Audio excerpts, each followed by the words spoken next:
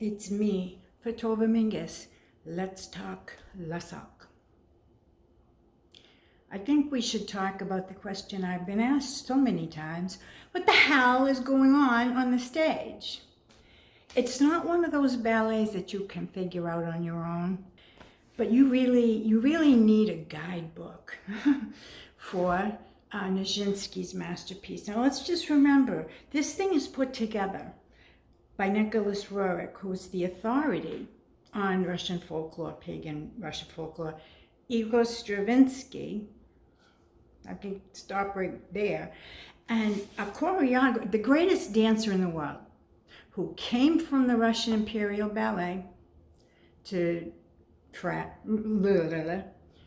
the Russian Imperial Ballet. His first choreographic outing ends with a masturbation scene that there's no way to call it anything else, but because it was set to Debussy, I think that they got away with it. Afternoon of the Faun, in French. So the curtain is open and the stomping is going on. We don't know why. And now we get to see the 5 soloists that we talked about, which are really just 5 groups of people, and they're each going to be doing something different, though. We're going to start seeing where it dovetails. 300-year-old woman wakes up each group. Now they're all up and they're stomping. Why? Okay, let me tell you why. Oh man, there's a tribe. They need the help of the sun god Eurylo. Eurylo's deal with the tribe annually is, I will rain the sun down into the earth. You can stomp it in there and then grow what you want. Feed animals, eat those animals, ecosystem, la la la. But I want a virgin to kill herself. So this is the only way the tribe can survive. At each year, they must sell somebody down the river. And it's somewhere in between honor and horrible fate.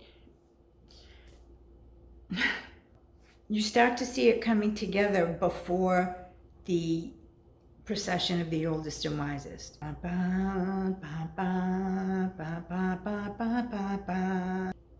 And they all freeze. Everybody freezes. He kisses the earth. That gets that, that's the handshake with Eurylo. Stage and everyone goes. The sun has been given.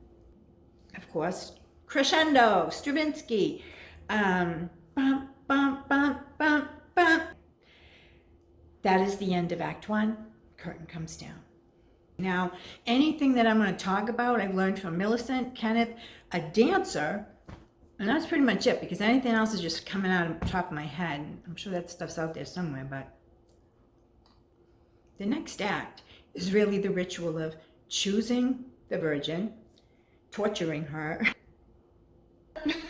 Curtain opens. And it's these beautiful long braided lolitas. And the music,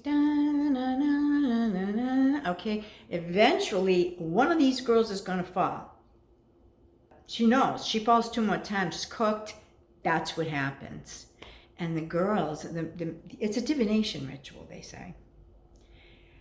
They pick her up and they shove her around with the music, once in and it gets into the bump, bump, bump, bump, bump. That's what happens. The chosen one will stand like this for over 5 minutes while Stravinsky just becomes bombastic. Ba, ba, ba, ba, ba, ba. Now it's down to just a couple of bears. And the chosen one. But now she's got to jump for over 4 minutes, 148, maybe 148 leaps. She's dancing herself to death. Now, just so you know, Nijinsky choreographed this for his sister.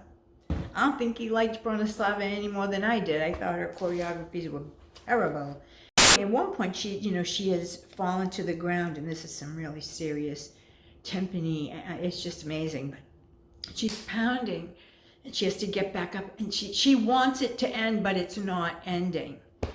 her body is not giving in, and then finally you get to, the death rattle. It's the music, They fall to the ground, they're dead, they're raised up to your willow. Ballet's over, curtain comes down, everyone drinks.